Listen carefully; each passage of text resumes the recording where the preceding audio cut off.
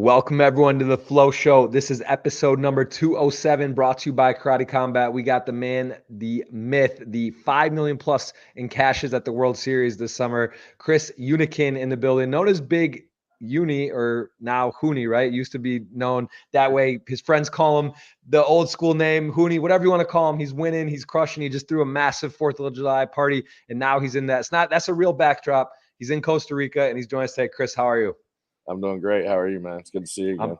It's good to see you. It's to be fun to catch up. I know back in South Carolina days, I know you're from North Carolina, I believe Clayton, and I went to school in South Carolina, and we got to spend some time and sort of battling online a lot back in the day there during college times. I know you went to ECU, and we got a lot to cover, a lot to talk about, but tell me about that. Tell me about what that was like growing up North Carolina and when you found poker. Let's go all the way back, throw it back.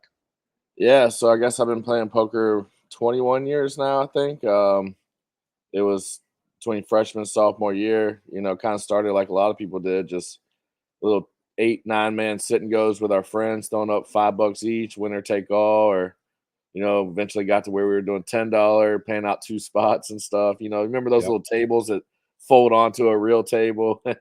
Oh yeah, So yeah, I mean that's kind exactly of how. same thing. We're on the same timeline, the exact same time. Did the same way. Start with quarters, playing small games, and $5 sit and goes. Exactly. I'm with you on that. So yeah, so you were doing that in before high school, college, middle school. When was it? No, it was like freshman sophomore year of college. Yeah. Okay, Yeah, nice. it And was. so you're in North Carolina. Was it Moneymaker? Was it Rounders? What kind of got you guys into the actual playing? I want to think it was around the Moneymaker days. Do you remember what year he won the main? I think it was 03. Okay, yeah, so that is it because I graduated high school too. So yeah, it was right around the Moneymaker stuff. But yeah, I started playing with friends and immediately like enjoyed playing poker. And then started playing a little bit online where it's like you remember pokerroom.com and Of course. what else was there? Absolute and Paradise. A lot of those old school sites, and I'd throw 100, 200 on and run it up a little bit, and then lose it all in cash games, drunk or something. Like, it's how we all had to learn. You had to lose it a bunch before you finally realize, hey, man, I should probably stop doing it this way. Yeah, and I remember being at South Carolina, and then there was Seeking USC, Carter King. I remember I was there when he won like $1 million, was on his couch, and I went over there, and Yeah, you knew a lot of these South Carolina guys and Carolinas. Who were some of your crew back then that you would talk a lot of poker with or were playing? yeah. Well, so when I was in college, USC Fieldo used to be like one of the best, Phil especially Collins, like yeah. the F tops and Scoop series and stuff. So I eventually was able to connect with him and bother him a bunch. That's how pretty much I learned was just bother all the best players. I'd hit up G Burrow, stuff like that. And then I moved to South Carolina. I just lived there 1 year, but that's how I met Seeking and I don't know if you remember Witcher. Oh Uh, yeah, yeah, Dan. and then Yep, yeah, Dan, and then there was another Dan White. They yep. were all friends and stuff. And then Seeking actually started backing me with Matt G. I don't know if you remember Matt G. He's been Matt out of poker Graham, for a yeah. while. All these Yeah, guys. USC the old swimmer, that school was his stuff. name. I know all these guys, Yep. and well, I remember their screen names for sure. Yeah, Yeah. USC swimmer, yeah. Yeah, so then Seeking won that big tournament, that scoop or whatever. And I think it was Poker Stars. It might have been a million to first, like a special Sunday million or something. I remember literally being there when it happened. He was just like on the couch, like, yeah, I'm a millionaire. Like yeah, it was pretty crazy. Yeah, that was like '08. I think it was 2008. yeah, it was a Yep. long time ago. Yeah, it was over a million for sure. I want to say even a little bit more, 1.3 or something. I can't remember exactly, but Yep. I don't even I remember one crazy hand too near I think it was the final table with like 7 or 8 left. He got in like a flip. I think it was like ace jack or something. And I want to say it came like ace high flop, turn jack, and just river 8. And like, I mean, you gotta have stuff like that happen to win these tournaments. But back then, $1 million score was insane to anyone, So Yeah. like that was like one of the craziest No, yeah, scores. it was like unprecedented because I think it was literally like the Sunday million. It was around 200 at first, something like that, 215 buy-in. That was sort of the biggest thing. Like that's the crazy part now is the 10,000 GG million. There's online tournaments have 25Ks, 50, 100Ks even. Obviously, you just cash for 5 million and a 250K and you won the Yeah. 100K, which we're going to talk about. But it's crazy like the high roller type buy-ins because like an online tournament of 10K, it never even was. I mean, that didn't come for a long, long time. Back in our day, I think like 500s, maybe the 1Ks were like the biggest. Sometimes they had like a 2K, but like a 5K was like unheard of even to have Yeah. online. I don't even remember that when that started, but yeah, it's come a long way. And so you get in there, you get backed, and then when did you kind of go on your own, and how was that like to start playing? Did that kick up your buy-in level, and like where were you as a poker player at that point in your career? Were you studying or just sort of learning from the talking with players? Yeah, well, that's where I definitely started learning from, from Carter and Matt. Matt was a really good player back then too. Yep. And I think Carter had got all that money, didn't know what to do with it. I remember actually he made a comment. He's like, "Yeah, I got too much money to just play online, but I'm not, like." So he ended up backing a lot of people, and I think it didn't go too well. I think they overextended themselves, and we had, all the horses would have all these crazy deep runs, and then just get screwed with 12 left, stuff like that. And I remember the whole stressful thing. I've been through it. I've been backing people for a long time, so that was the first taste of seeing what backing can be like. But he ended up, I think, selling his makeup to Matt G at like a discount, and then a lot of the horses started winning. I remember Benvo was backed by Matt G. You remember Benvo? He's been Yep. out of the game for a while too. Mm-hmm. But yeah, so Carter kind of got out. I think he busted a lot of the roll from that score from the backing stuff. Yep. Then I was with Matt G for a while, and then he kind of got out. Then I was on my own for a long time. And then Jay Blaze and Mark Tons started backing me. I think you know Mark too. He's from South Carolina as well. Yep. And yeah, it's just kind of I've had a few backers throughout time. Sea Beast. I don't know if you remember that online name. Mm-hmm. He was back a while. Backs backed me a little bit like later on in my career, not too long ago, maybe 3, 4, or 5 years back.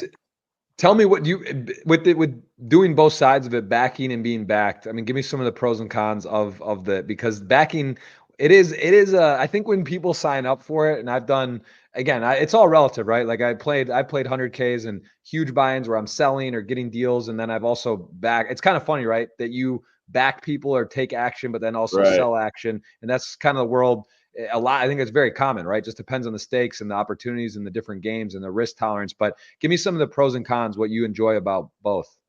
Well, yeah, you kind of said there about the risk tolerance. Like, a lot of people, are like, why would you back other people whenever you can just invest in yourself? And it's more like a diversity thing, diversifying out and hedging out a little bit, not putting all your eggs in one basket. But I don't know, I was on my own for a long time too, and selling action and stuff like that. And there is convenience factor to being backed where, like for like these 100Ks, if I'm selling action, I have a lot of, I have a group of buyers that have been buying for years that, just love when I play because I haven't been playing that much the last 4 years, and I've made them a ton of money. But the thing is, they're buying 1%, 2%. And I have some bigger investors too, but it's just like it gets annoying selling these 1%, 2% balls all the time, and then collecting, and then paying out, and then taxes and all that. So being back definitely makes it easier in that aspect. Yeah. And then Well, that I mean, obviously, it is nice. And I don't know if you've ever used Stake Kings, which I'm involved with and been for 8 years. And there's also Poker Stake. There's options where you kind of, to your point, you're exactly right. It is the most annoying is actually the part of it where you have to like update or send the result or collect. Where it's like nice to just have you yeah. used any of these sites ever? Like, have you ever done any of Yeah, that? so I was actually the first investor ever in Stake Kings, and that was before it was called Stake Kings. It was called something Global else. Poker Link. I must have been the Global second Poker then Link. because I was there since day dot as well. So yeah. Right, and obviously you remember Carl Peon, and he was just not fit to run. I don't want to say mean things about him. God bless him wherever he is, but he was not fit to run a business clearly, and so I ended up That getting must out. have, that name actually doesn't even ring a bell to me. That might you Oh, must have been really? even before me because I knew Scott there, and then Tyler obviously I know well and work with and do stuff, and he's still there. So yeah, that was. I mean, you're talking what like 2015 probably or six like Yeah, it old was the 10 very years ago. beginning, the very, Yeah. very beginning. So Tyler and Carl opened it together. Obviously, Tyler's the face of Staking now. We have a great relationship. Done a lot of stuff on Stake Kings with him. Um, but yeah, Carl was just he had to go, and they split up, and he ended up changing the name and stuff, and I got out, and so I don't have an investment in the Stake Kings, but I've worked with Tyler over the years a bunch.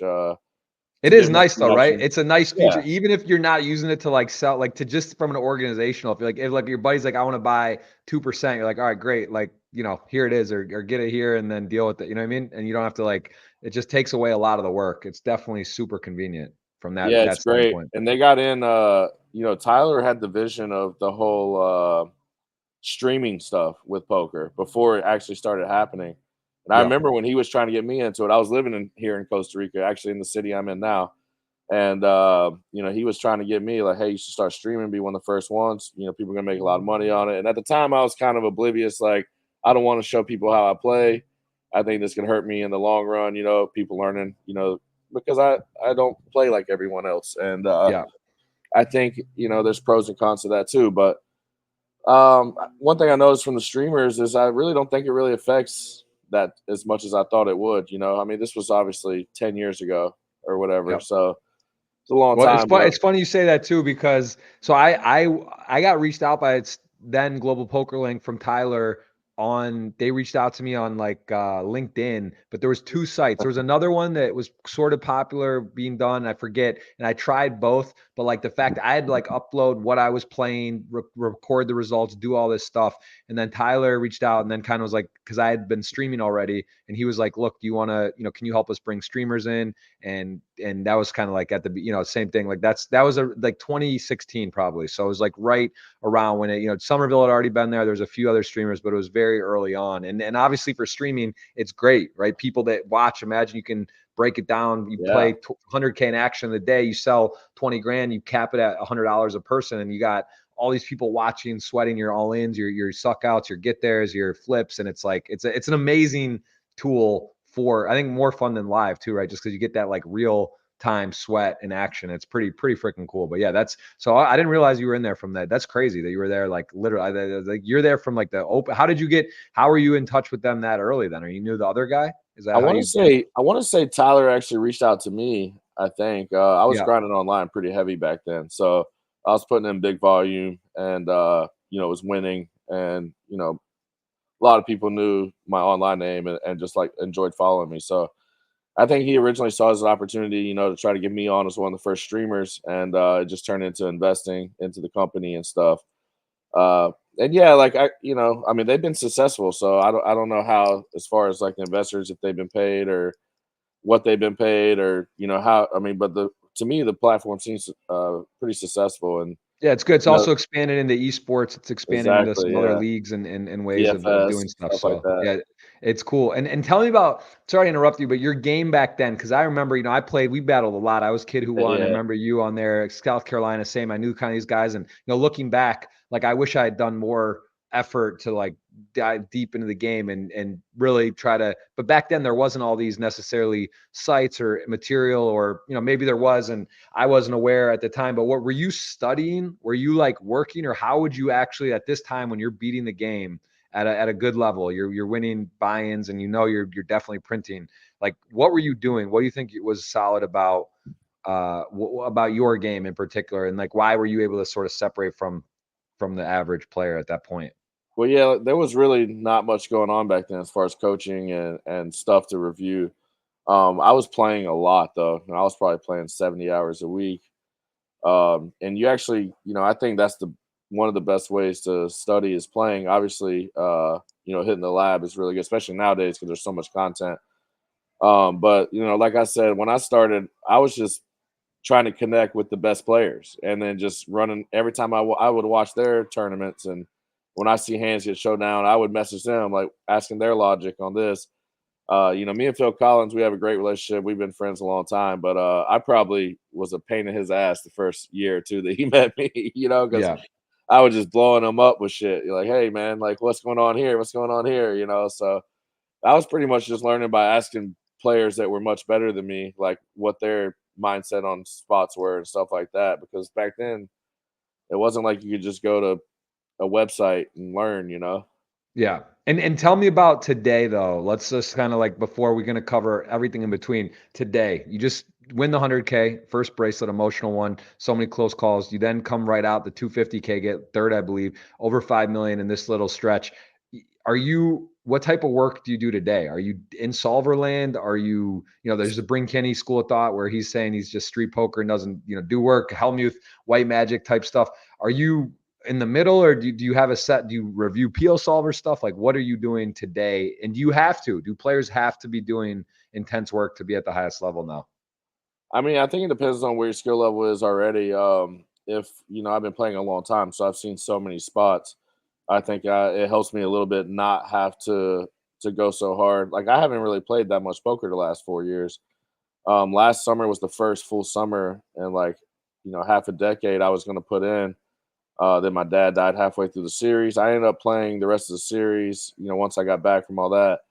But I didn't catch a single tournament the rest of the series after my dad died. And I started the series off pretty hot. I had like 2 real deep runs. I like bubbled 2 final tables the first 2 weeks or whatever. And yeah, and then all that shit went down and I just didn't catch on the tournament. So this summer I wasn't even sure I was gonna play. I'm not sure if you saw, I put up a Facebook post basically just, saying I just felt like this was the year, like I needed to put in the work and the effort just to give my dad a bracelet. He's my biggest fan. So Yeah, I'm sorry. I'm sorry to hear that. I know that was last year, and again, I the same thing. My dad's my biggest fan, and I just thinking about that. It's like I really, yeah. I'm sorry, man. And especially yeah, like during, not that it's ever a good time, but like if you're in the middle, it's like during during the series, yeah. you're trying to focus, and it's just very very heavy. But I mean, I know it was an emotional win for you this year, and that was dedicated to him. So pretty amazing you Yeah, it got that. was it was a tough year for sure, and it is nice to get that monkey off the shoulder. Get off the back because, like you said, I had a lot of close calls, and I don't know, it's a lot of pressure off me now, and I can just go back to just not really feeling like I'm forced to play WSOP. But yeah, as far as studying and stuff, so like I said, I've been backing people for years. I have some horses that run sims all day long, um, and some former horses that do coaching videos on Run It Once and are in the lab all the time. So I don't sit there and run sims myself, but I'm getting plenty of it. And I'm discussing hands with these guys every day. And I actually study more than a lot of people would think, through these reviews and stuff. And another thing which I think has been my most successful way of studying is because I'm playing mostly high rollers when I play, I I'm playing with the same guys, right? So I just study every single live stream, and um, since I've been, Speaking of that, I just had Octopi Poker with the Chewy on, right? Which is like a yeah, pretty love sweet Chewy. tool. He's a great guy. He's unreal, and he's also been around forever. But this Yeah, Octopi, similar to talking about like real, streaming and hands that you get to review. Do you use that at all, or are you familiar with that? Have you seen that around? yeah, I've heard of it. I haven't used it at all yet. I haven't really had time. I've been so busy. I was doing a lot of crypto stuff before the series, which is one reason I was kind of glad to switch it up. I was in a routine. I was up till 5 a.m. every day. Um, so it's nice to kind of get out of that and get in the, move into poker mode and just do something different for a little bit. But I have looked into it a little bit and it looks great. I'm excited for them. I'm excited for Chewy. I think they got a great business model. So I think they're really going to have good success with that.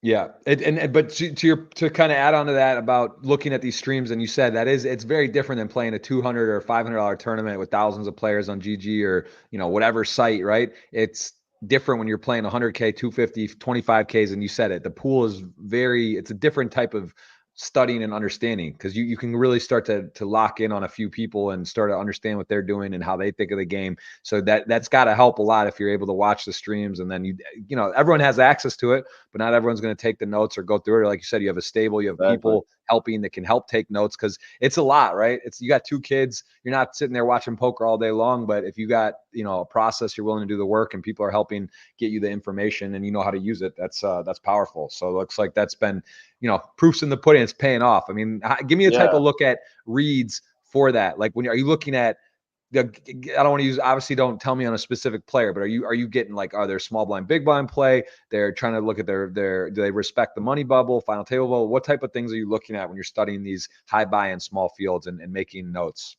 Yeah, so it kind of goes back to what I was saying, like how I first started, where I was blowing up people that were better than me, and just trying to like learn what they're thinking. Yeah. Now it's pretty similar concept, right? Except I don't have to blow them up. I can just watch them play on TV. So, I just there's certain players I respect more than others in these high rollers, and I really study a lot of how they're playing. A lot of their bet sizing, I think, is probably one of the most important things. Yeah. On board texture stuff, because a lot of these guys are studying sims left and right. So they're doing all the work, and then you just kind of learn what they're doing. But one thing I definitely have picked up on in the last probably 4 years from these streams is live tells, and I never really thought live tells was much of a thing as it was portrayed. Until Chance. I've been friends with Chance a long time, and he was obviously real big on live tells, and it really made me focus more into that. And it's honestly pretty crazy some of the stuff I picked up, and actually in this World Series it helped me a lot.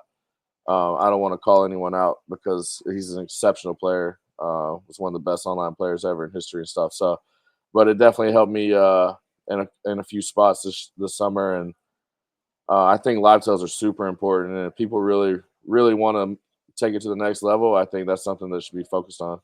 And speaking on that, Chance been on the pod before. He's been on guest on the GG Millions. Love to have you as a guest coming up on that show as well. And the live tells is Champ. I'm sorry, is Chance the you believe he's the best or one of the best? And like he really, because I know the chip leader coaching is very impressive. What's going on with Alex Yeah, Fox and Krista in the main? You see that the winner repping the patch, and I'm a big fan of Chance. I think he's great, and his results are insane too, right? He just yeah, he's constantly great. puts up. He won on a bracelet this summer as well as you. He had another huge $1 million score, and he just seems to get it. Is he really? Does he deserve all that credit? Is he that good? Because I think he is.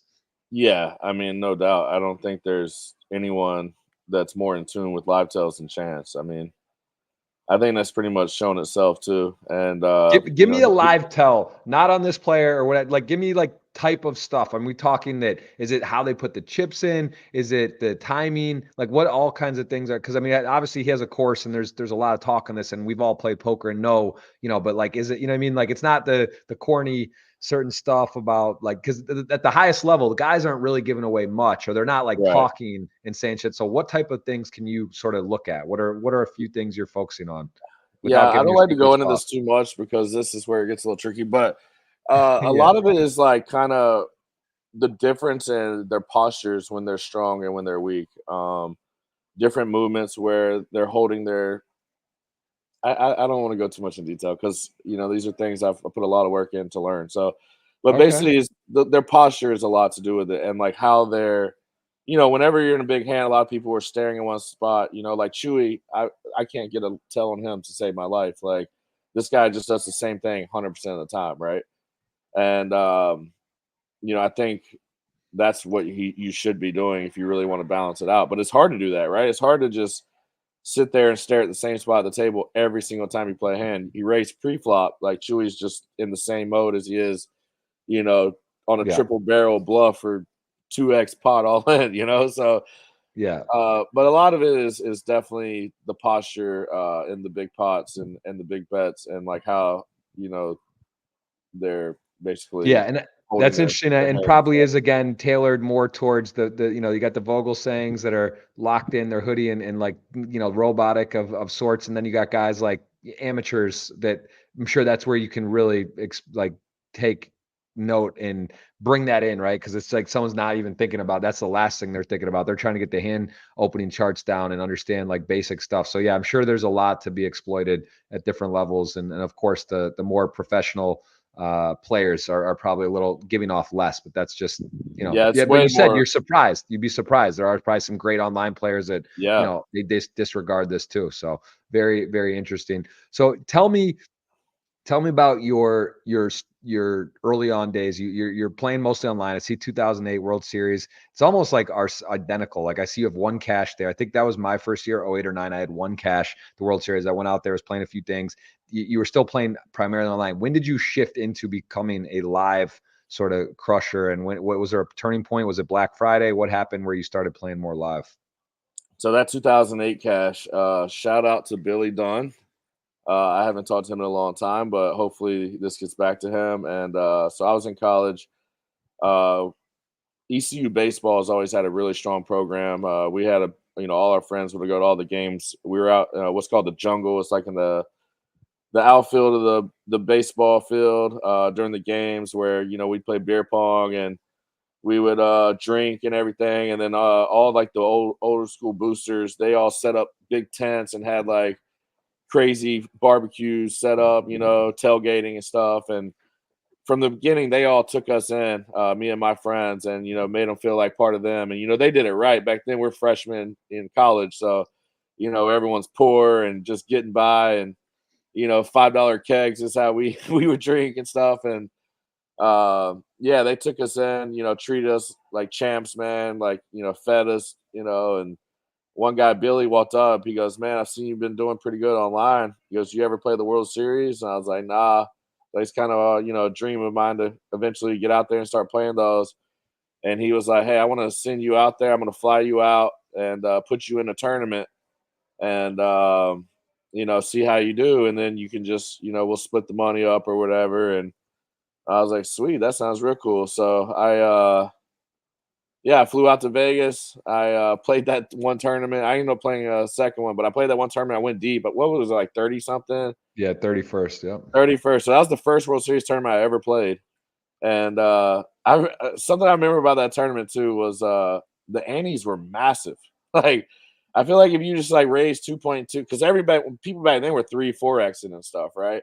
And I Yep. was just like 2.2 in, but I remember if you took the blinds and antes down, it was like 3.5 big blinds in there, 4 big blinds in there or something.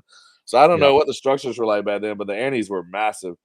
But yeah, I had a deep run in that, got 31st, and I think that was my yeah, I guess it had to be my biggest live score because it was the first one, right? And That's funny. I was just yeah, it was. It was a good run. I think 13K. I was just looking at mine because I wasn't sure if it was the same year or not, but very similar that would have been time. funny. And my first WSOP was also I finished my first ever event 30th. So 30th, almost the wow. exact same and similar buy-in. So that's kind of funny. But that was what you said is '08. I was a year later, but it Yeah, also only won cash. Kind of was playing a few like random things there. But yeah, very interesting how that works. So and then you got into a what made you kind of like really start diving in? What happened? Black Friday must have been a big deal for you, right? In 11 because you were playing so much online. yeah. Black Friday is when I up and moved to Costa Rica. Signed a 6-month lease there, moved there with some friends, and I left 8 years later with a wife and 2 kids. So fell in love with this place, enjoyed it. We had some amazing years here. I got myself in a little bit of trouble here too. Had some close calls, but I went Tell me, that's what we need the good stuff. What do you mean? Like what locals you were getting tied in with like some crazy shit going on? It looks like a nice spot you're at right now. It's a beautiful view. Which part of yeah. Costa Rica are you in? I'm in Playas del Coco, so this is where we lived. It's on the beach. Yeah, we lived here a long time, but yeah, I mean, we had a group of guys down here and partying all the time and drinking, and that can just mix in some drama sometimes. So when we moved down here, it was pretty wild times, and it's a bunch of poker players spending money at the bars and stuff. So a Yeah. lot of girls were coming around and stuff. So there was always drama, and there's like a lot of stuff going on here that people don't know. That I was kind of oblivious to. A lot of drugs being passed through the country from other countries and stuff. So it was like got mixed in with a little drama, and it turns out this guy's like Colombian drug dealer, shit like that. So Yeah, you're like, all right. Yeah, I take it all it back. doesn't, it's real stuff. This isn't taking a bad beat or, making a Right. misbet. Like you're dealing with some real, shit you got to be careful about. I get it. So, okay. And how is that where you are right now? How has that changed in the last 12, 13 years? I mean, has it developed a lot more? Bro, Has it gotten nicer? Is it like a new place or is it similar? it's so different, man. I was rolling through the town last night. Last time I was here was during COVID. I want to say 3-4 years ago. And it was locked down crazy here. I mean, you couldn't even. There was a curfew. I think it was 9 p.m. You weren't even allowed to be out of the house at 9 p.m. You could only drive on Monday, Wednesday, Friday if you had like even number, and like Tuesday, Thursday, Saturday if you had odd number, and then Sunday Wow. like no one was allowed to drive. Like it was crazy. I didn't really enjoy the experience down here. Also, the main bar we go to, Z Lounge. Uh, the owner of that, Fawad Sharizi, he was one of my best friends down here, and his name was Z, and he passed away. So ever since that, the town has just not been the same, really. After he passed away, I remember I went to Barcelona. I dedicated the tournament to him in Barcelona, and I ended up winning that tournament for like $1 million, that main event. So that was for that tournament, and then the one for my dad was definitely the two like most sentimental wins of my life for sure. Just because I kind of just maybe manifested it, but also just put it out there that I was playing for these guys and was going to try to bring one back for them. And I managed to, be fortunate enough to do both.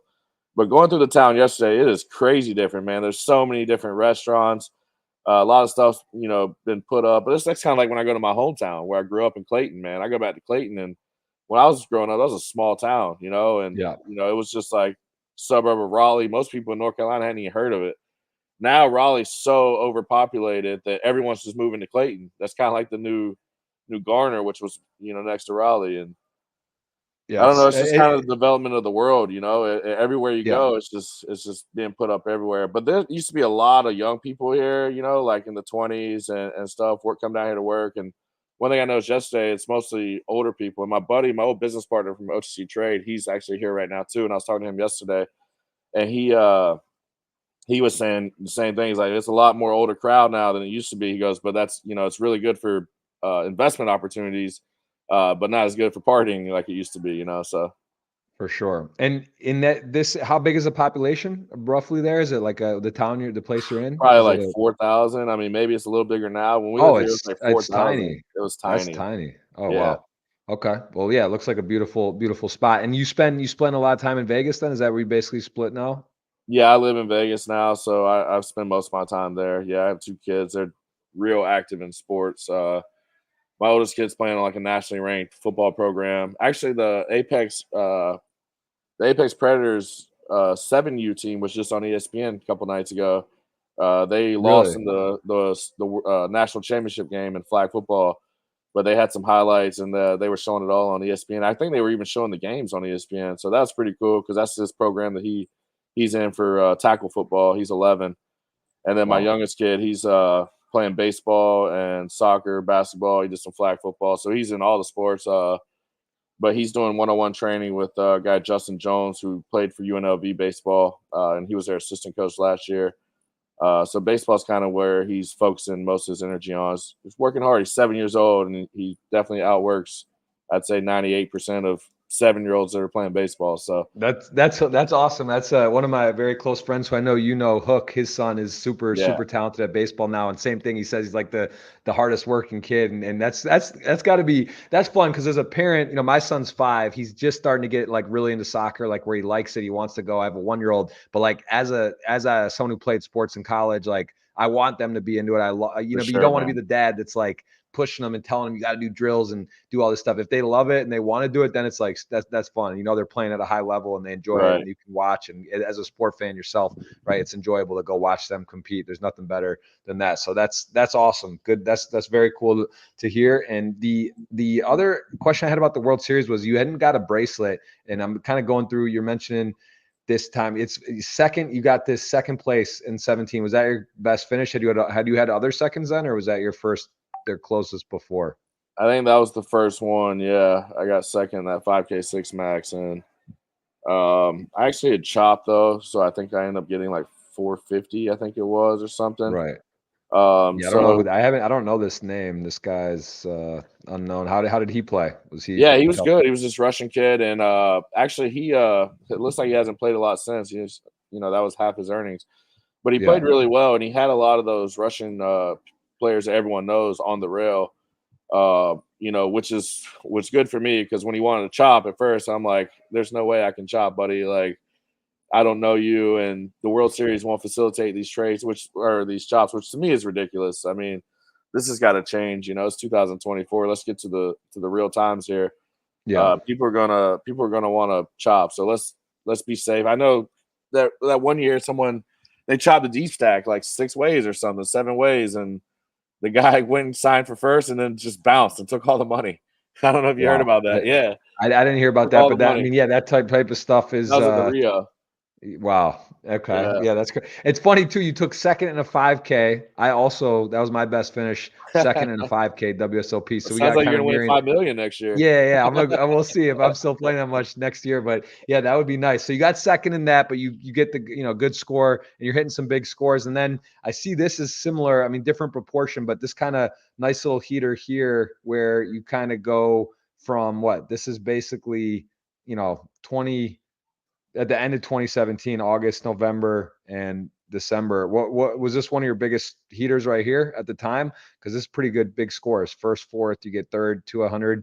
I mean, you're starting to play some bigger events. It looks like getting bigger scores. But do you remember this Yeah. period, this stretch? Yeah, that was. I wasn't even really playing much either. I think I had Oh, final really? tabled like 4 out of 5 tournaments in a row or something, like big Yeah. ones. And Yeah, I remember this. I actually remember this tournament. This 25K at the Hard Rock's unbelievable. That's a fun tournament. I got 12th in that yeah, one, and that was like, I mean, there's some tough names in there, but there's also there's your boy Chance who's crushing. There's you fourth, of course, Brandon. I don't know all these guys, but yeah, that's a high value tournament. It's funny they get like the same. I yeah, they're think there was like great. a 2 3 year stretch where they get like 116, 117 every single time. It was like the same. It's 40-minute levels, Yeah, nice tournament. But you go on a little heater there and you score for that. Was that a turning point? Did you feel like you were starting to really click, or had you already been doing really well in some of the live events? I had been doing really well online. I wasn't playing as much live. I had I think I won like a Venetian one summer way back. It was like the last tournament of the summer. That score right there is the one that I dedicated to Z, and then I went out there and I won the tournament for like 1 million. It was like that was in euros. I think it was like 850 euros or something. Eight, what was it? Oh, Yeah, 840. 841. Yeah, so that was like right around 1 million at the time, and I had I don't know. I final tabled the Millionaire Maker. Like was my first big live final table for what WSOP I think. I don't remember what year that was. It was a long time ago, but I got like 6 for 200 something. And I don't know. I like being an online player. You kind of got to transition into live, right? It's a whole different grind. Live, I'm sitting here in Costa Rica with these sunsets going out every break, just every hour, chilling outside 5 minutes or smoking a lot, and just it's way more laid back. You can sit at home, do whatever the fuck you want. Live is you got to be really in tune. Can't be giving off live Yeah. tells. You gotta talk to people, which sometimes sometimes at the table you just don't want to deal with people. And the more your name gets bigger, the more people know who you are, more people want to talk to you, and especially nowadays, like I try to give everyone a pleasant experience, like in these smaller buy-ins. Yeah. And so, but sometimes I'm just like, man, I wish this dude would just shut the fuck up, Put the headphones on. You got like, the headphones on and you're in your zone. Yeah, I love yeah, it. Tell me about this one too. I didn't even realize I forgot this one. I think I saw this at the time. You got in the online 25K GG putting on bracelet events, which is pretty cool. I know that's coming up, I think, in August again, and you get second for 1.3 online. I mean, this is a massive, massive score here. Like what in Panakov's, he's actually at the final table today. GG Million every Tuesday. Great player. yeah, he's good. You see a lot. Of course, Jason Kuhn. This is not an easy lineup here to take down. What was this like online? Was this during COVID then? Yeah, Yeah, yeah, I yeah. think it was. So, yeah, that was the second time I got second in a World Series event. So I had two Who did you second. play heads up? It says unknown. I mean, It was 1.8. and I know who it was too. And Christian Rudolph, I think it was. Okay. Yeah, I don't Yeah, know maybe why it because says of unknown. Germany tax. It's probably tax reasons and, Uh, and issues over in Germany. I know it's pretty crazy. I know a few people have had really stressful situations with like how that all works or whatever. So maybe that makes sense. There's someone from Germany, and I do know that name. But so you get second, and with no deals in that, or is there a possible World Series they facilitate in there? I can't remember honestly, but I know we didn't deal. But there's a lot of craziness with that tournament too. So, well, first off, when we got heads up, I was out of time bank. We're paying heads up for what was it, 500K or something? It's like, Yeah, just man, about like five. Yeah, it's time four to seconds. refill our time banks. Like, what's going on here? So Yeah, and on GG, you don't get no time. It was like 4 or 5 seconds per decision. So like yep. it was real frustrating. I came in with a pretty big deficit anyway, and then like it was over pretty fast. But it was really, really frustrating that I didn't even really get a chance to think about a single decision. And even online, there's a lot of like timing tells online too that I don't know if people realize. And so it was kind of not being able to balance out there was a little disappointing. But that was crazy. So the final table was, like a week later uh, after like you made the final table, right? So like I was back, came back to Vegas and stuff, and then flew back out to Mexico for the final table, and took some of my friends, David and stuff, with me. And man, that was a crazy, crazy night. So we were in Rosarito, and we were in the house, and it's like 1, 2 a.m. I had the final table the next day, and his room's upstairs, my room's upstairs, like a little across the hall from his, and he just sees somebody like on the roof, like trying to pry open his window to his bedroom. So he like flicked. So the bedroom had like one of those like bars, where the people put the bars between the windows to kind of Yep. keep it sealed. Yeah. And it's on the inside though, and he sees the bar like fly off, hit the ground. He just like sees the shadow of the guy, kind of panics. He starts flickering the lights, just let him know like, hey, there's someone here, and Yeah. um the guy ended up like casually walking off the roof, just getting down, leaving. So we call the security, we have them over. Now it's like almost 3 a.m. I got this final table coming up, and I'm up way later than I want to be. Uh, Everything goes, whatever. And then it's like 4 a.m. and the whole van of them show up. And now it's like scary because there's like no security around. It's just us. I have my kids there. And yeah, so David just, kind of goes and stands in the window, like looking at him. And he actually, they ended up not doing anything. They ended up coming in. It was like a van of like 6 Mexicans, and they were all like, it was pretty Wow. scary shit. And so David actually trooped it out. He just pulled the all nighter. He just stayed up all night. He's like, well, I ain't going to sleep. I'm just going to watch out. You need to get some sleep. You got this big final table. So he just stayed up throughout the night to make sure nothing went down. Uh, then we played the final table and immediately got out of that house and rented a new spot in Rosarito. We're like, all right, fuck this place. Like, we just had a target on our back. I think maybe, they saw us loading in, big computers and stuff like that. And I had my Yeah, car tell there. me about So, that. What about being down in this place? I mean, again, Costa Rica, there's different. I'm in Brazil right now, Latin America, Central America, different places, different pockets, and of course, you got to be careful. But at some point, do you feel a bit? I think Costa Rica is generally pretty safe, as my understanding. But you would yeah, obviously know better. But do you feel a bit of a target when you start talking like crypto and poker and these type of things as being there? Like, because I know there was an for incident, sure. For that sure. I thing mean, with. I always feel that Yeah, way. Mexico was way, way less safe. Like, yeah, I lived here 7 years. I knew it the whole town. Like I said, it's a small town, so I knew everyone. So I mean, we had people that you definitely stay away from, and um, there were also people you knew who, if there were trouble, who to go to. Who kind of ran the town, and luckily they all loved our crew. So yeah, anytime somebody tried to fuck with us, they would just be like, "Hey, those are my guys. Like, back up. This is my town. Get away from yeah. these guys." So we had that going for us. We did have a break in one time where all our laptops and stuff got stolen, and we don't know who it was for sure, but we have pretty big suspicion it was somebody that we were friends with at the time and stuff. So definitely we were aware of the situation though, and it's not like we just kept piles of money laying around and stuff like that. They came in, the most stuff they're really going to get is like electronics. So, and those are replaceable as long as you stay out of trouble. But yeah, I mean, for the most part down here, we had no problem. When I was in Rosarito, I did not feel safe at all. I know a lot of people love going down there and stuff, but not me. It's not for me. Costa Rica vibes are just 100% better.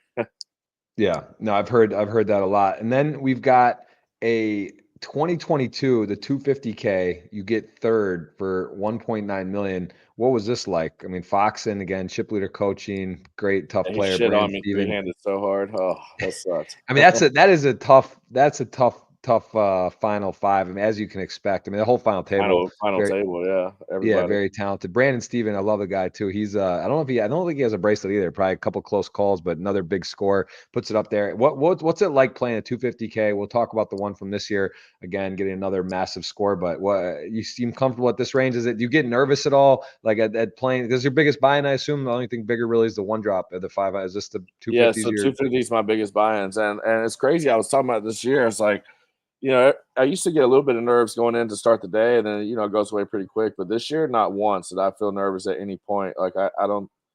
I mean, I feel so comfortable with these buy-ins now. I've had so much success in them. For my my volume is low-ish compared to, these guys are grinding stops all over. I'm not traveling all over, but when I play, I seem to show up and show out. I have a lot of big scores in these high buy-ins, and I just feel super Tell me comfortable though, playing tell me them. how you're approaching. You get down to the final table, right? Now you're top $5 million score locked up. It's a 4 buy-ins. You're down to 4. You got Mateos, Fox, and obviously Brandon knows his way around the table, but Fox and Mateos are playing tournaments for a living and regularly. How are you with these type of guys that are at the top of their games? What are you looking to? What kind of strategy are you implementing, and how do you sort of, what are you doing there? Like, are you, I mean, because they're we're not all giving it playing away. Like right. like Yeah. what's going on at this point? Like you could say, the Final Four of Wimbledon or Final Four in a soccer, the World Cup, right? There's great teams, great players. There's not a ton in between the difference. What do you think ultimately will make a difference on who gets it done at that point when there's Well, 4 left? well, I think the skill gaps are going to be less in these spots than, say, like, a soccer tournament where, Yeah. there's going to be the favorite. Yeah, it's also It's team much more sport. of a Maybe favorite. tennis.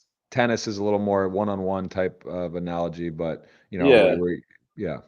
Yeah. Well, I mean, the thing with poker, there's still a lot of variance. The blinds are, getting up there. It's like when you're the final four of any tournament, except for like the main and stuff like that, like stacks are starting to dwindle. And everyone knows how to play 20 to 30 big blind stacks. We've been doing it our whole life, right? Like, so I think the skill edges definitely narrow down. Obviously, both those guys, are probably much better poker players than I am. But once you get down in that mode, like we're all playing the same game. We all know what to do. We've all seen the spots. It's like Yeah. I think if we run that scenario 100 times, they're not just going to win 100 times, right? Of I'm course. going to win Of some course. myself. So that tournament was crazy too because I didn't play at all that series. I hadn't been playing poker at all, and um, I think I ended up playing maybe 3 tournaments that whole summer. Um, but a lot of people hopped in that 250 that we were like, whoa, this tournament has turned into something special. So I just hit up some friends and hit up my investment group, and like the tournament had already started, and I was like, man, should we fire this one in? And I think it took like 2 or 3 hours. I sold out, and okay, let's go play. So we went, and then Sick. at the time, yeah, I think that was my biggest score too. So that was pretty cool, man. I hadn't really played poker in like 2 years, and just went out there and got there, which I think that gives me an advantage too, because a lot of these other guys are doing what I'm doing. They're watching the live streams too, right? Like this is how they're studying these guys too, and there's just wasn't no content out there for me. It won't like people have me dialed into what I'm doing or my tells and stuff like that. So I just kind of go out there and I still have experience, man. I've been playing 20 years, at this point, what, 17, 18 years. It's not like, you don't play for 2 years that you just forget how to play. Like, sure, you can get behind the curve a little bit. But even when I wasn't playing, like I said, I have stable. So I'm Yeah. still in tune and I'm still in the mix and I'm still watching other people. And, I know what's going on. So even when I'm not playing, like I think one thing that's been good for me is since the very beginning, I've always found a way to just barely stay above the curve, right? So the thing with poker is it's evolving all the time. Like it's completely changed now from when we started, like in tenfold, right? Yeah, And you can almost take 2, 3 years off and maybe just be right back in the more close to what's right, because things, it's crazy population tendencies change and for stuff's sure. always moving around and different things are happening. So yeah, that's it is pretty wild. I do want to ask about now online live. Do you have a preference if you get 2 weeks? Would you run a grind like an online WSOP events with great online tournaments, or 2 weeks would you be in, all things equal, like forget about the kids? What do you enjoy more? Because obviously kids and I, stuff and being in one place is not like if you're there and you can just play online for the day, you're done, your kids are around, or you take a break and hang with them or on a computer and play. Like obviously I would imagine that is makes more sense, but from an actual gameplay standpoint, what do you prefer? well, online was my bread and butter. I was number one in the world back in the day on that, and that's kind of where I put all my grind into and all my focus. But man, I really think all the money's on live poker now. Online edges are so small, man, and the fields are so much tougher. And there's just, these World Series tournaments, man, you get a lot of players that really are just drawing dead. They're out there having a good time. They're just living their experience. A lot of these smaller buy-ins and stuff, and those are, real easy spots to just exploit and build off of.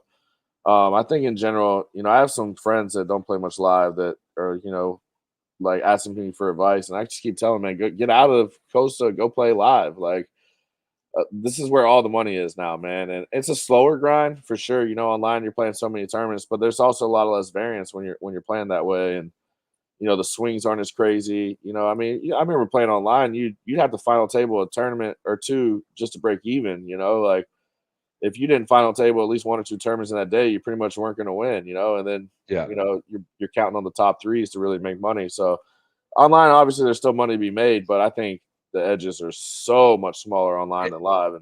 And give me a look into how your online table count has changed over the years. Back in the day, what was the peak tables you played, and what do you prefer now if you're going to fire up some tournaments? Well, I don't know if you remember. I'm sure you do, but you remember when the Full Tilt did the multi entries when they were Oh right yeah. before they went down. They were trying to suck every dollar out of the community they Oh yeah. could. So Yeah, that's when that red flag was going up. I remember that yeah, that specifically. was crazy, man. I remember you could play 6 entries in the same tournament. I remember there was a one cap final table like on 2 entries or something. It was so Oh, crazy. wait, that's right. You could so it wasn't re-entry. It was literally you could play it In the as same tournament. Yeah. wow. So what happened? So what happened if you made the final table? They consolidate your I stacks, or honestly you? don't remember. I know I was backed by Jay Blaze and Martins then. I'm gonna have to ask them because I don't remember what happened. I don't know if it combined it.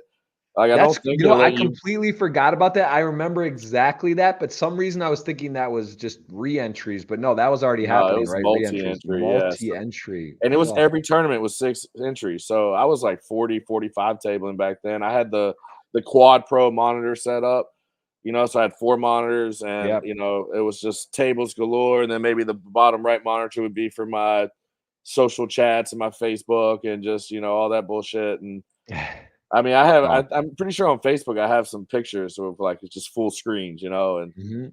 but yeah, I Yep. mean, I now like if I play 20 tables, I'm like, how the hell did I play 20 and more or less 40? I don't Yeah. know.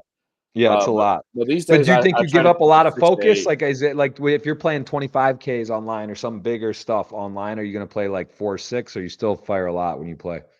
I try to keep it around 6 to 8 tournaments now. I remember G Bro was one of the first ones back in the day telling me when I was asking like what was like he contributes to his success in scoops because he was like the scoop goat back then, man. It seemed like he would won every fucking He tournament. that name stands out. I know, I love it. He's a great guy too, man. That's my cousin Gross. Yeah. He really is like that name is he's on the Mount Rushmore for online poker. I think that was He the really guy was, like man, everyone knows. and that was one thing he told me was like, "I don't play more than" he was playing like 4 or 5, I think, max. Like, he was, "I don't, load up the screen with all these tournaments." But then you Which is got, like, actually Lena. crazy because that shows you how good he was because he was Right, legit like final right. table all of them then. Like he would All of go them. deep in every it's crazy. For sure, That's man. super But then you got, crazy. like, Lena, who's 40 tabling still every day. He's final table the main, talking about how it's a cakewalk because Scoop is 30 tabling 25 straight days and shit. So, it's just kind of what people can fit your style and what you can handle. I know when I was playing 20, 25 tables, I'm getting more autopilot and robotic, right? And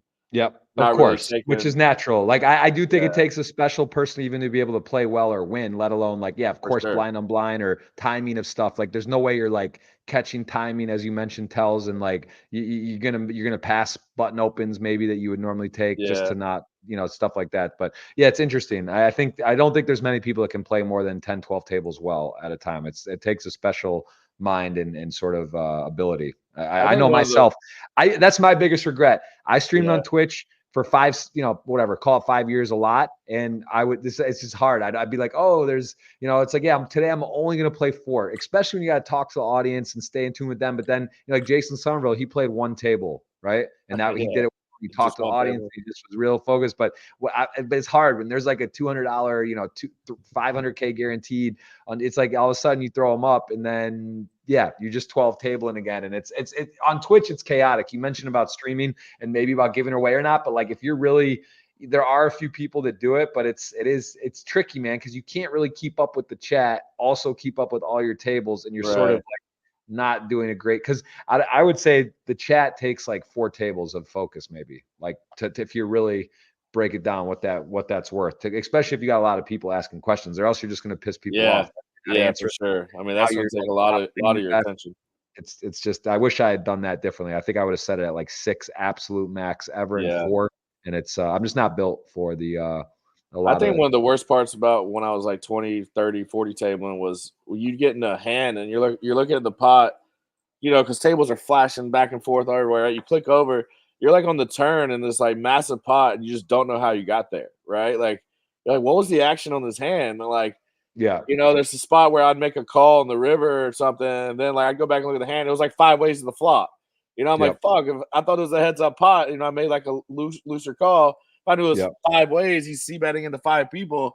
Like, no Yeah. way I would have called here. So like, I think that was one of the worst parts about it was you just get these spots where you're like, how the hell Well, did I get here? It's Like, it's also you time out or you lose your time bank, right? timing Stuff like out. that Yeah, happens, and then your tournament's like, "Fuck." Now it's not even is it, like, messed up, but it's literally, like, always on. You're always acting, and it's yeah. just yeah, there's stuff like that. It's, You try again, to whatever. We pull up, live, we make learn. some tables bigger. They're like more important at the time and stuff. Like, Yep. those are Yeah, crazy there's days, man. all kinds of tricks. Well, tell me about Phenom Poker before we're gonna dive into your World Series success this summer.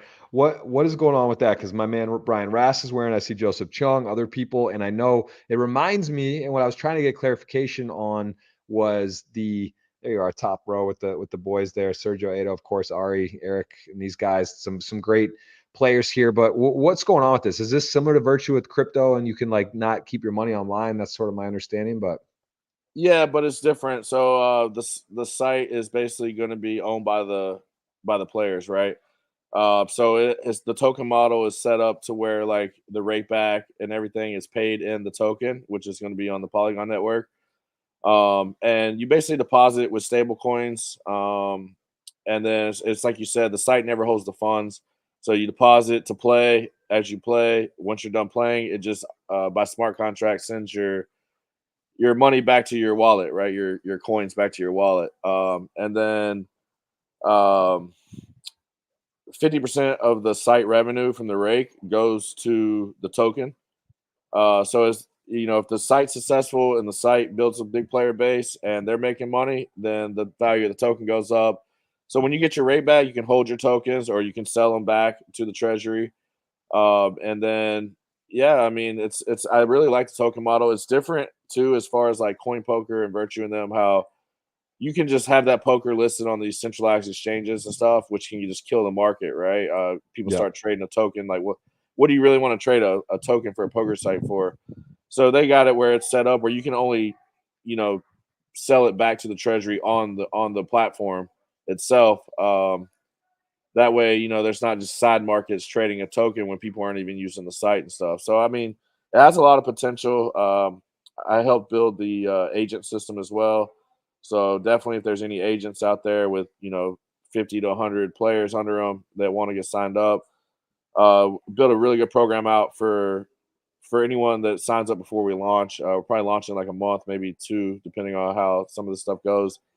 Um, but yeah, if you want to hit me up, if you're a big agent, definitely get you on the best deal. And outside of that, man, I think I helped build the ambassador team too. I think there's a lot of big names behind it. I know Ras is a big believer in what's going on. Obviously, it's a startup. I had a startup OTC trade. We had the Nuts platform, man, and a lot of the biggest names in the space loving our platform, wanting to use it, and then the regulators were just so tough, man, and Prime Trust was tough. So, um, yeah, I mean, they don't all work out, right? So, I don't know. Yeah, I I mean, mean, it seems see what cool. happens. It seems to make a lot of sense, and it just I get it. Obviously that's where our world and technology, poker, things are going. So yeah, it's interesting. I've obviously biased GG. Love what GG's got going on, and they got huge. It's gotten huge with the tournaments, the players, and how much is going on there. But it's nice to have options. That's also important in poker to have different things to do, right? You don't want to have a monopoly where there's only one place in show and town. So it sounds like this has got a lot of potential. That's very cool. And then I do again. I want to see what was I looking at? So we kind of bouncing around here, but I do want to cover this. Got to talk about this week here that you've got the 24th, the 18th and 21st of June. As you're gearing up for your 4th of July bash, which we'll cover as well. But you go ahead and cash for over 5 million in two events. Tell me about this 100K. Pretty amazing to win it. And this I remember was with Osmus, right? Back and forth, back and forth. You guys were doubling, and you got Chance again. His name just kind of keeps coming up on the podcast. He's in the mix, scores for $1 million. No big deal. Victor Blum, one of the legends online. Then you got Jeremy and yourself were back and forth battling. Tell me, and Ponikov's again, man, is this guy just everywhere too? This guy's just all over the place. But yeah, so you got a very tough final table here. You end up coming out ahead. Tell me what that was like and sort of the yo-yo. Have you ever had a table like that? That was the craziest final table I've ever played. It was, obviously an emotional one for me. But on top of that, man, it was just insane how it all went down. Give me a second. Let me plug this in. Okay. It was crazy the way it all went down. No, it's not charging. Everybody at the final table, they got it in. It got in bad. Like, everyone that got it in bad won the hand. Like, it was just every all in. The worst hand kept winning. It was insane, man. Like, I don't know, I've seen some people being like, "Oh, you got so lucky," because I rivered that 9 to win or whatever. And it's like, I Yeah. guess they didn't watch the final table because I got shit on 3 times. I shit on them 3 times. Like, Smith's got it in bad 5 or 6 times in a row and won them all. The very first hand he shoved like 19 bigs, blind versus blind, ace 5, I think, or ace 4 or something. And Chance called 7s and he just hits the ace. He knocked Chance out, king 5 to 9s, blind versus blind.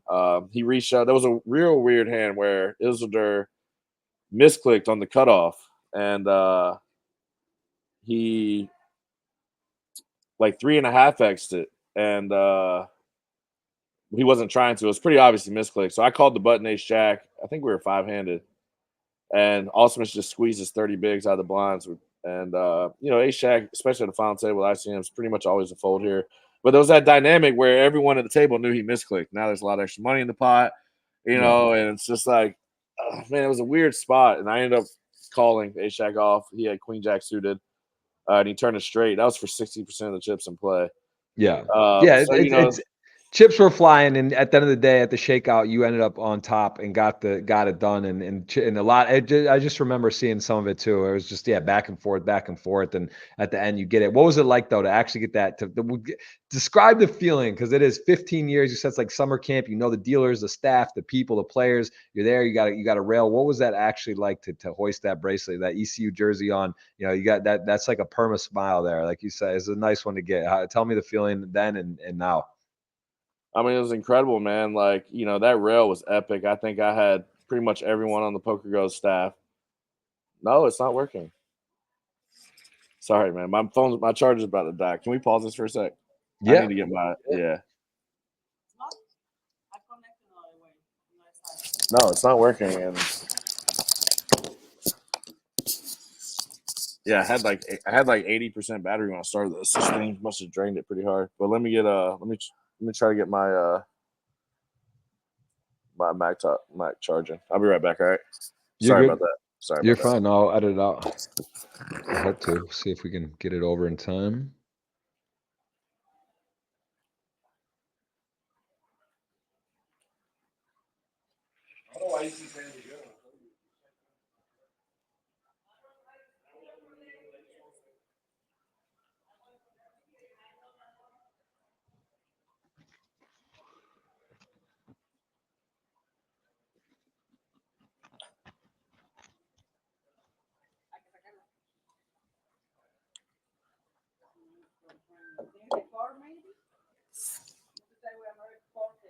Yeah, it's just not charging. I don't understand.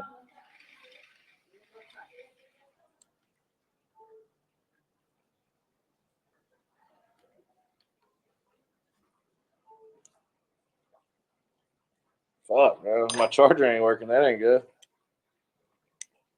How much time do you have left?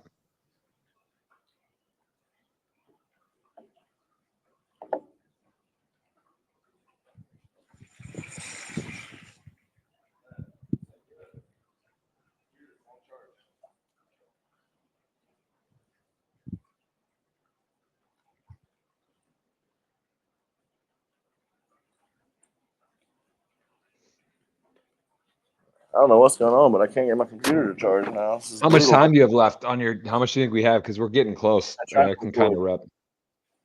Like, are you like 2 minutes or 10, or it's hard to say? I had 80% when I started this. I'm surprised it ran down so fast.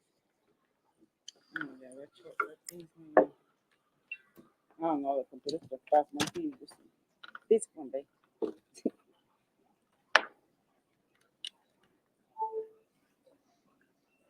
Not working. You get it. How low is it? What percent do you have? The extension was good. It should work. Well, let's see. Let's try to plug it right into the wall and see if it's working that way. Sorry about this, Jeff. You're good. Yeah. How much time do you have left on the battery? Because if you can't get it, we can kind of wrap it up. I just realized I couldn't hear you. I have the headphones on. How much battery do you have left? Like 3%. I need to get the charger. Yeah. I'm gonna try to see if I plug it into the wall directly. If it's working. I don't know if it's my charger or if it's.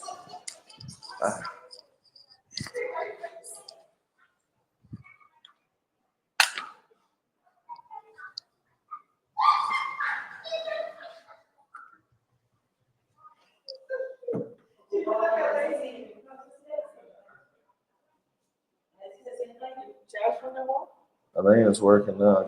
So it's Yeah, we can finish it up here. You don't need it back. We got the backdrop. We got the good stuff. We can finish tie it up here. Yeah, hold on, give me a second.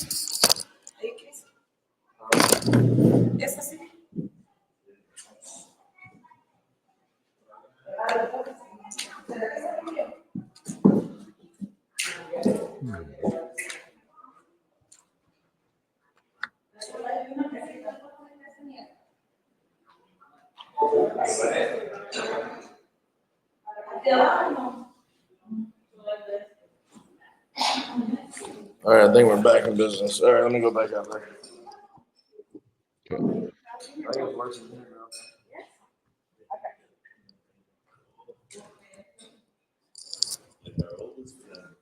USB input? I don't know, but it seems to be working now.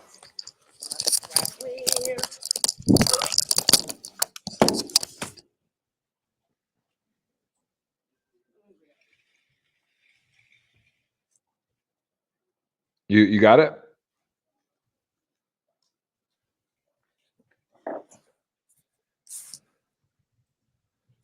You can hear me? All right, we're back in action. Sorry about that. You're good. Probably have to edit out some of that where else.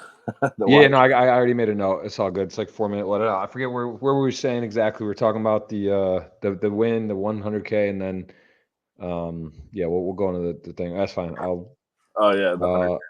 Yeah, and then we'll dive into. Okay, yeah. So, all right, yeah. So you win the event. You get your first bracelet. Unbelievable feeling. Take it down. Tough opponent. Tough final table. Pretty special. And then a few days later, obviously, got to be on top of the world. You said you don't feel as much pressure with the 250K and the larger buy-ins, but with that score, you got to be feeling the top of the world. You're in for a 250. You just cashed 2.8.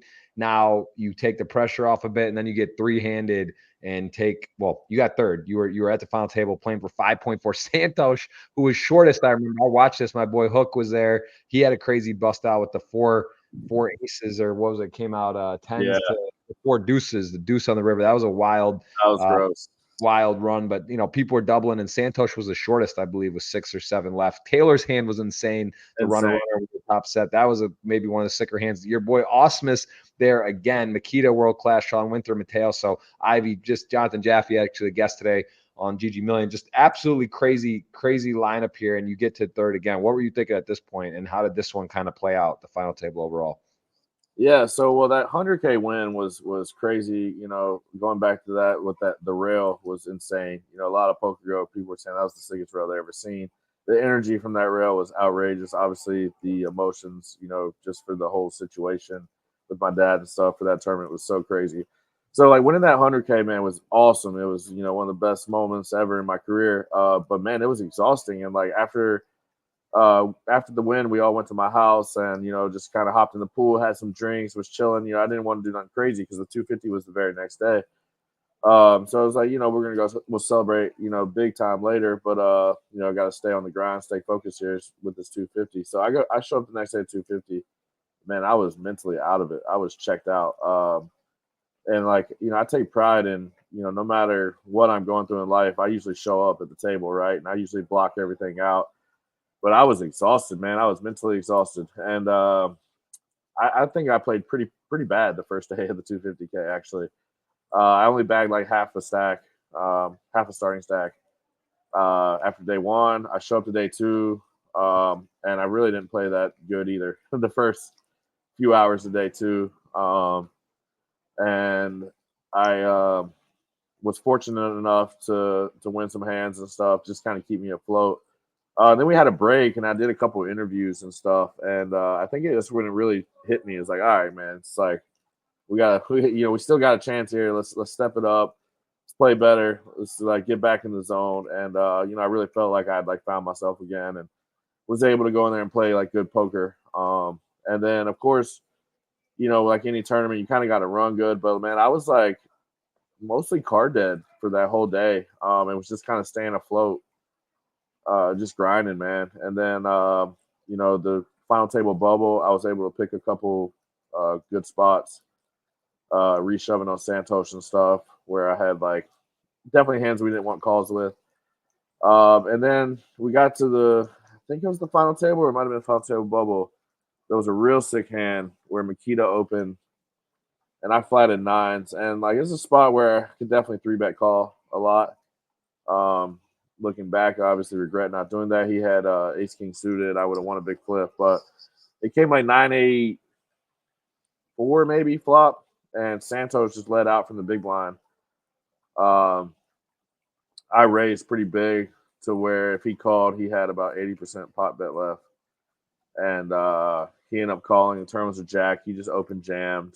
At this point, I can't really fold, even though I was pretty nervous about it. Yeah. He just had the 10, he had the 10-7, right? That's the 10-7 one. off. Yeah, and that was for the chip lead, and that left me with like 10 blinds.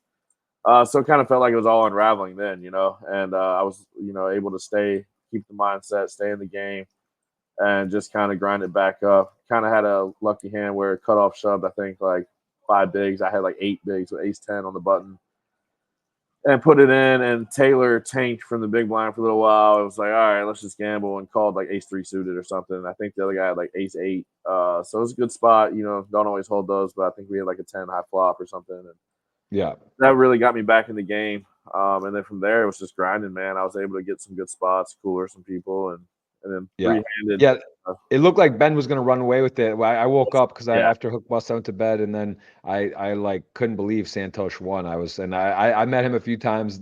Really, just a great guy, just funny. Like seems like an amazing, fun, just man. nice guy. So that to him though, no disrespect. I'm actually shocked. He has a lot of good results. I see his name with chips deep in a lot of tournaments. So he seems to have been taking the game pretty serious. But that is an impressive win to take that tournament down with that group. Very impressive, man. And I think everyone considered him to be the biggest underdog at the final table. So it's always a great story, right? And these high rollers, I had that underdog role my whole life. Honestly, still. I mean, there's still some of these guys that just don't think I belong in these tournaments. So, it's nice whenever you feel like you're not supposed to win and you win, But yeah, I mean, look at him. He's got scores, man. Yeah, I think 2 bracelets. He won the GG Live million as well, the 25K Triton. So like he's not, he's definitely hit some scores. He's not like out there just clicking buttons and guessing. He knows what he's doing, and I think at some point people are gonna have to start giving him a bit more respect too, right? He's starting to put up some big boy results and definitely knows what he's doing. So pretty special. It's pretty special. But for you, 5 million in a week. Tell me about this throwing into your 4th of July party where you've thrown pride. I know you've said that you will keep doing it until you can't do it. You peak until it doesn't you can't go higher. And this, you pulled out all the stops, and it sounded like you were doing that anyway. I was following along, and you said you were going to be doing that no matter what. Did you add things? Did you like go a bit extra overboard after you have the $5 million of score? Like, did that change the party at all? I added a little bit of stuff, yeah. Like I added the BMX show in last second. Added another bandit and stuff, and yeah. I mean, the parties are sick, man. They're a lot of fun. I know a lot of people say that this is what they look forward to for the whole summer. They come out here to play poker, but they just look forward to the party. Yeah, I always said, like you said, once I can't top the last one, that's when I'm gonna quit. I was saying this year is the last one for sure. Now that I'm playing more poker, it's right in the middle of the series. It's kind of a distraction. It's a lot of work, man. Like, I don't think people understand how much work goes into throwing an event like this. And I pretty much do it all myself up until like the week before. Then a lot of my guys help me with setting up and just some of making liquor runs, stuff like that. But up until then, like, it's just all me, man, and it is so much work. Just finding sponsors, just getting like all the food, and then selling tickets and t-shirts. And I think like if people would reserve their tickets earlier, it would help me a lot in the planning and be a lot less stressful. But poker players just like to wait the last minute for everything. I ran the pre-sale for $65 and then 100 at the door, but people don't care about 65 or 100, right? Poker players don't care. There's no difference to them in those prices. So, where I guess a lot of people think it would benefit me to sell tickets at the door. I'd rather them pay less and just be able to plan better, So this year it kind of messed me up a little bit. I ended up having way more liquor left over than I thought, which isn't a bad thing. I have full bars in my house anyway. So, How many people ended up coming to this one? we had about 600 this year. Last year we had about 900, but it got a little too crazy. I had a little bit of damage in my house and stuff. 900? Yeah, last year was 900. This year we had about 600. So, Wow. I didn't realize this. I didn't realize it was that big. And how long have you, so you've lived in Vegas you've had this place for a while, and it's, what this is, so it's tennis, you have pickleball there or tennis? What is it? What's the actual layout you got? yeah, I've been in Vegas 7 years, but I've only had this house for 3. So I lived in Henderson for the first 4 years. And then I was looking at this house for 5 years before I ever bought it. This was like the home I always wanted. I was still in Costa Rica actually, and even when I bought it, I really couldn't afford it. Honestly, man, I went to look at it because Lil Wayne was about to buy it, and I knew if Lil Wayne bought the house, I was never gonna get this house. Like he's got fuck you money, right? So he don't care. Like there was no way I was gonna get this house. So I went to look at it, and then the owner just like really liked me a lot. He had 2 kids also, and he really enjoyed the whole way that I was going to be using the house. He rented the house out to CJ So Cool, who's like a YouTube influencer at one point, and I guess they had a lot of beef and stuff. I don't really know what happened, but I guess he was partying a lot and kind of destroying the house and stuff. So I think he just wanted it to be more like a family house and stuff instead of just a huge party house, which, I still throw my parties and everything, but they're only, once, twice a year. So we used to do 3 times. We used to do Halloween and New Year's too, but now I'm just doing Yeah. July 4th. But yeah, man, I mean, the parties are insane, dude. I go all out for these things. I put a lot of time and effort and energy into these. And But so is this the last one then, or you're open? Is it possibly do another one? I mean, is it because they said like you only want to go up, so you can't. This was a big bar. What about next year? Are people got to look for new plans, or is this going to be going on? Well, so usually I don't have fun at my parties, right? I'm constantly having to run around, do shit. I'm Yep. pretty much working the whole party. And I know last year, David, who lives with me, and then, Asher, he's one of my best friends also. He spent most of the party doing work for the party too, and Yep. so this year I hired a couple extra people than normal, and I basically told them, look, I put a ton of work into this one. I'm turning my phone off. Like, I made a group chat. I was like, everyone's in the group chat. If y'all have issues, communicate with each other. Let's handle it. Get it done. Only find me if there's an emergency, And I was able to just tune out and actually enjoy the party. And I had a blast, man. I had more fun at this party than all my other parties combined. So I was like, all right, maybe I'll do one more, and see how it goes. Yeah. I would like to put a betting line on that. I think we'll see another one from you, especially after your run this year at the WSOP. You'll be looking forward to the next one. And I did see some controversy a bit where can you address this a little with, first of all, I mean, I think this part's kind of ridiculous because it's like people are talking about, oh, the ticket prices are, oh, you won $5 million. Are you going to of course it costs money, forget about even the actual cost, the time, the energy, the effort. It's like so much that goes into it. So like two things, I'm gonna ask you 2 things in one.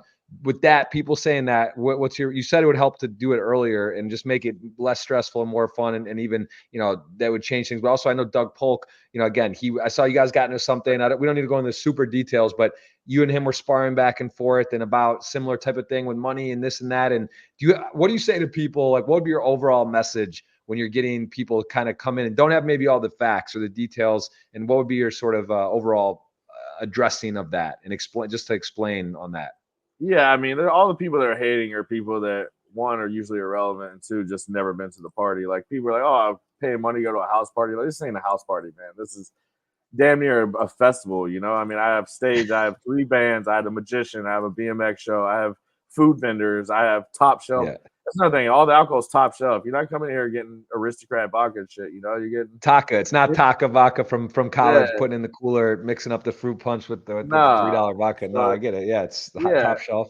and Okay. like, I don't know, this whole thing of like, oh, he won $5 million. First off, I won $5 million, but it's not like I'm playing for 100% of myself in 250Ks. But on top of that, it's like, what does that change? You know, like Exactly. I'm Yeah, putting on that's an sort of event. exactly. That's the point, right? Well, yeah. So what if you had bricked it? Should you have charged more? Like, yeah, it's Yeah, like, like there's if I break the whole series, so I get to charge like 3x for that. That's not how it works.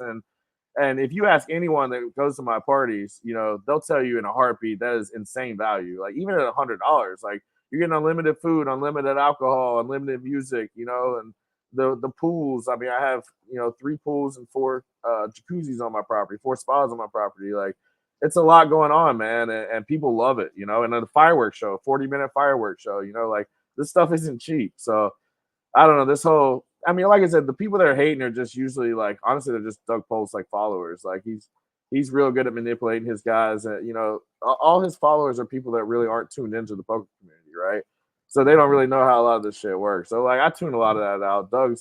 He's ridiculous, man. Like, he takes shit and he's a clickbait guy, right? He knows how to stir his followers up to make money off of them, and I mean, it's smart, but it's just the way he uses that tactic to bully people and come down on people, and a lot of people will back down to him. Like, I'm just not going to back down, man. You want to attack my integrity when I've done more, for people than pretty much the whole poker community.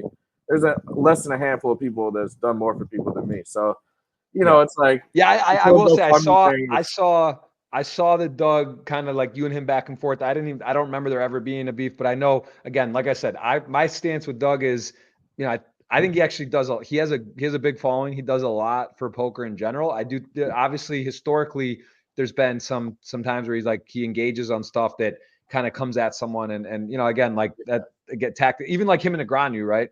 He was relentless with Negreanu. Now they've worked it out and they're cool. But again, for the bigger picture, I think Doug does a lot right. I don't know your guys' specific situation, and I definitely know sort of there's been a history of some like engagement on sort of targeting and going at stuff. So I again, I don't want to go into all the details of it. I just saw that you guys kind of had a little bit of a thing, and like it seems like you're handling it well and sort of minding your own business and going about your way. And you obviously I kind of do a got lot it. for poker. I kind of brought it back up a day or two ago when he started making these clickbait videos about Tamayo and stuff. It's like, the guy just won the main event. Now you're trying to bring him down, accuse him of cheating, and it's like, why are you doing this to people in like this type of moment? Like, let time pass, let him enjoy his win.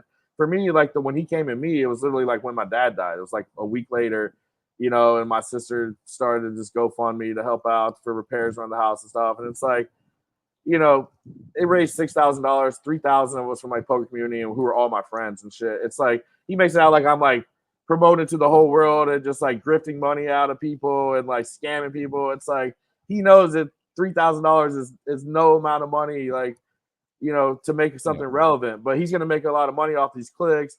And he knows he'll like, he went and quoted one of my tweets to him yesterday just because he knows he has 180,000 followers and people will just come bother me and shit, So it is what it is. Like, I probably block 50 to 100 of his little fucking minions every day. Like, it is what it is. They're all losers. Well, listen, I didn't want to close on it.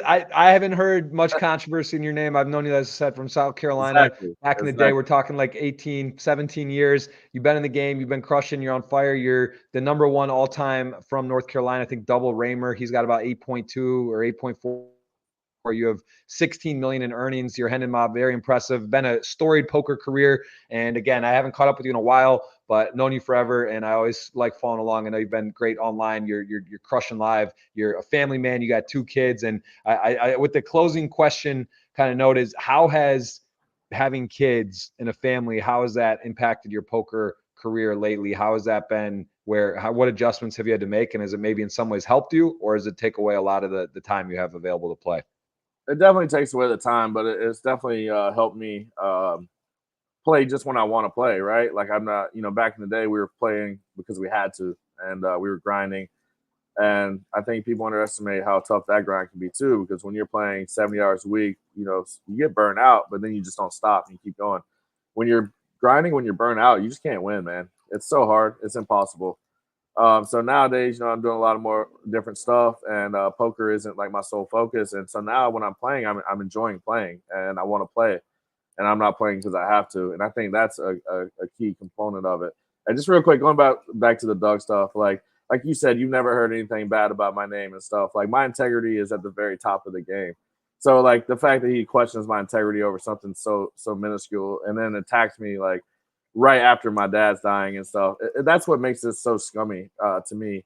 And why like I like kept bringing it back up and kept like sending little insulting tweets out to him and stuff. But we put that on the back burner now. I just want to get that out. But yeah, as far as the kids, man, like they grow up so fast, bro. Yours are what, 5 and 1 now. You've seen your littlest one. Probably felt like yesterday he was born, and now, or your oldest one. Now you got another one, and Yep. man, it goes quick, man. My oldest kid's, he's about to be 12 in October, and he's going to middle school, and he's a big boy, football lineman, and it's just like, man, I'm thinking like I moved out when I was 17, and he ain't but 5-6 years away from making his own decisions on where he's going to live. And it's crazy to think, man, because it felt like yesterday he was still a little baby boy, so. Yeah, no, it is wild. You see friends too, in particular kids that like I have friends that are a little older, started kids earlier, and like seeing them as like born or knowing them from the very young age, and then all of a sudden they're like, yeah, they're in college or 21. I had one of my really close friends who I've known, for 18 years or, whatever. And his kid just hit 21. I'm like, what? That's like crazy. I'm like closer in age to his kids than to him and stuff like that's happening. So it is really wild. And I know you got a slew of podcasts, also GG Million. I got today excited about that show. Some big names, Ponikov's there, Joe's off, some guys you were battling with at the WSOP. Nice. Always fun. Love to have you on as a guest for the GG Million sometime. I don't know if you ever do commentary or you've done it, but love to have you pick your brain. And you obviously played with a lot of these guys on GG. So that's every Tuesday at 2:45 Eastern. Love to do that in the future. And my dad had a question for you about graduating ECU as we're going to close this up here. With a major in business, you got an MBA degree. Did you ever consider leaving college without a degree to pursue your poker career? And are you glad that you finished college, getting an MBA? Has your business training helped your career in any meaningful ways? That's for my dad. Last question before we shut it down. Okay. First off, shout out to your dad, man. I met your dad a long time ago. I love your dad. So, yeah, man, I actually got my MBA because I really didn't have a lot of support playing poker back then. A lot of people looked at it as degenerate gambling, stuff like that. And I knew for sure for me that poker was going to be what I did. But I didn't have the results yet to like kind of prove it to my family and, my girlfriend's family at the time and a lot of my friends, college friends and stuff. A lot of people were doubting me, and so I graduated and my parents wanted me to get a job and all this stuff. And I was like, I'm going to play poker, and I just wasn't, able to, convince them yet. And all the people around me. So I was like, well, fuck, I'll go back to school, get a master's. That'll give me 2-3 more years to play poker, So really the only reason I got the master's was so I could keep playing poker. And then by that time, 2 or 3 years later, I was finally putting on the results. And that was kind of convincing enough. And then I helped put my sister's 3 years younger than me. My brother's 6 years younger than me. So I was able to like put them through school, stuff like that. And then, help out my family. And once you start, they start seeing, okay, he's doing this and he's making money and he's providing and stuff like that. Like, how can we hate at this point, right? So, my dad was behind me from the get-go. I think that's one reason I have so much respect. You mentioned that. I want to ask you also, that was my dad had brought that question up too. He said your dad was one of your biggest supporters. What kind of support did he give you? Was it emotional, financial? Did he ever question you to play poker professionally, or was he always like, do what you love, go for it? Yeah, it was just emotional, man. I mean, he never was financial. I know later on he's like, man, I don't know why I didn't like invest in you in poker and stuff like that. But he, it was just like, it was real tough for me in the beginning because no one wanted me to play poker, right? And especially in the relationship I was in, I was engaged so that's why I moved to South Carolina. I moved there with my fiance, and that was the worst. Ended up being the worst year of my life, actually. But it is what it is. he was always like, do what you want to do, man. Like, you think you're good at it, like, do it, because my dad raised me in a way where I was out grinding early, man. I was in flea markets at 8 years old, hustling for him. He was a big Beanie Baby. He was one of the first power sellers on eBay. I was going around at 8, 9 years old to the flea markets while he was selling these high-end Beanie Babies, and I was acting like I wanted to buy them. These are hundreds and sometimes $1,000 Beanie Babies. I'm 9 years old, going around asking prices. I'd go around the corner, write down in my book, the prices in the stand. I'd go to the next one, take them back to my dad. He'd undercut everybody, and we'd kill it, And I was getting up every Saturday, 4:30 a.m., packing up the car and riding out.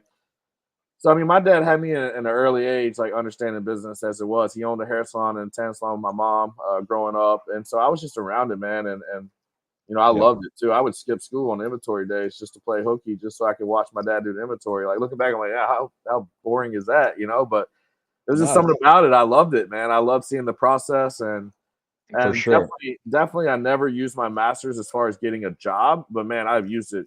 All the stuff I learned, I've used it. I've ran my own business. I ran my stables and I've used it in my life a ton, and I wouldn't take anything away. That the whole shit that went down in South Carolina was brutal for me, but it changed my life, man. And, now I would change zero. I have a great family. I'll be married in October for 10 years. I have my 2 kids. I would have never went to Costa Rica if it wasn't for what happened in South Carolina. And, I mean, a lot of my best friends are all my pals from Costa, and, we still hang out all the time. And I mean, it's just, I wouldn't change nothing, man. It's part of the journey. I've had rock bottom a couple times in my life, and, I've had some fucked up shit happen to me, but it's just part of the journey, man. It's just how it goes, right? Like, you gotta go through it to be successful. You're not just gonna go to the top and stay there. You said it. I think truly the people that I know, at least, that are the most successful, that are the most financially well off, the most fulfilled in life, I feel, have gone through some super difficult times. And, listen, anyone you see out there that you think is like just crushing, or they put on this facade, I mean, most of us have had a very difficult time, whether it's with poker and losing, or getting screwed by someone, or having difficult periods of our life, whatever. I mean, I can say, myself, like, I've always been very conservative, bankroll management, selling action, doing stuff. But yeah, I've had whatever, you name it, man. You go through a hard time, and that is when, because of course, when you win 5 million, right? When you're crushing life, when you're everything can't miss, and crypto things are just going up, it's easy to be friendly and nice. But when you have a tough time, and when shit hits you in the face, and people, you kind of see who's around, who's with you, who's supporting you, who's there, same for them, right? If people go through a tough time, are you kind of like, I don't want to be involved, or I don't want to deal with them, or are you there kind of checking in and all that? And that I think is those are the things that really do kind of, you remember, and it makes you who you are. So listen, man, Chris, I appreciate, I know you got a busy day, a beautiful day there in Costa Rica. I appreciate you taking the time. And again, this is number 207 on the Flow Show, Jeff Gross podcast, in the books. Karate Combat, big sponsor. Shout out to them. And Chris, man, I'll be seeing more of you. We'll be linking up, and I look forward to coming to future 4th of July parties. I've been there before, enjoyed it, and I know you're going big, and keep getting the 7-figure scores. Keep doing your thing. Enjoy the family life, and be a great person. I appreciate you, man, and thank you so much for the time. We'll be checking in soon. Thanks for having me on, man. It's definitely good to hang out with you again. It's been a little while, and I appreciate you. Cheers, brother. All right, everyone, make sure you give him a follow across the board. We showed it on Twitter. You can give him a follow. I'm just going to show one more time as we get out the door there. There he is. Is that, would you say, you're the most active? Are you mostly on Twitter? Do you do any other platforms you're socially active on? Yeah. I mean, I'm not too socially active in general on stuff. I have my moments, I'll be off the grid for a little while, and then I'll come in firing. But yeah, I mean, Twitter and Facebook, I guess, is the main things. Every once in a while, I'll post some stuff on Instagram, but not too much. But yeah, I'd say Twitter and Facebook. Beautiful. All right, man. Appreciate the time. Thank you so much. I'll see you soon. Enjoy Costa Rica. Really does look sweet there, man. Enjoy. Thank you again. Later, brother. Cheers.